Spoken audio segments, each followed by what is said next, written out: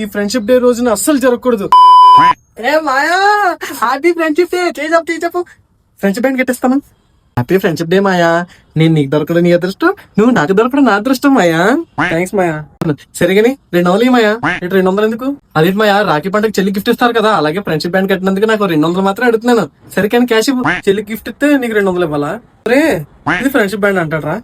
మీ ఇంట్లో బియ్యం బత్తా కొన్న దారం తీసుకొచ్చి ఫ్రెండ్షిప్ బ్యాండ్ అని 200 అడుగుతున్నావు. ఇది కదా తెలిసిపోయింది. ఫ్రెండ్షిప్ బ్యాండ్ చూసి నా ఫ్రెండ్షిప్ ను అవమానించడం కరెక్ట్ కదరా. సరేలే అయితే అయింది కానీ ఆ 200 ఇస్తే నేను పోతా. బోర్ర పని చేయట్లేదు దబ్బే. డబ్బులు దేవన్నా మా ఫ్రెండ్షిప్ ఇంపార్టెంట్.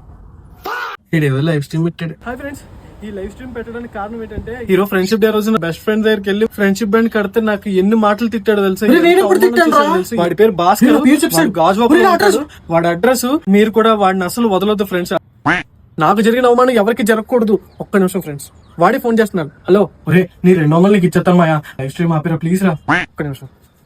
200 ఫోన్ పే చేస్తే డబ్బులు. ఇప్పుడు 500 చేస్తానే నేను లైవ్ స్ట్రీమ్ ఆపుతాను. 500 అయితే అవసరా అంటే 1000 రూపాయలు చేస్తా చూడు. వేయొద్దు. 500 చేస్తాను లైవ్ స్ట్రీమ్ ఆపే ప్లీజ్ ప్లీజ్.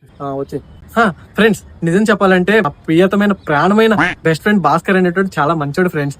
కానీ వాడి పేరు ఎందుకు యూజ్ చేసి నేను ఇలా చెప్తున్నానంటే, ఇక్కడ నా ఫ్రెండ్ అని కాదు, చాలా మంది వాళ్ళ ఫ్రెండ్స్ గురించి అవమానిస్తే ఇలా లైవ్ స్ట్రీమ్స్ రాంగ్ గా చేస్తున్నారు. అలా చెయ్యొద్దని లైవ్ స్ట్రీమ్ చేశాను. Thank you.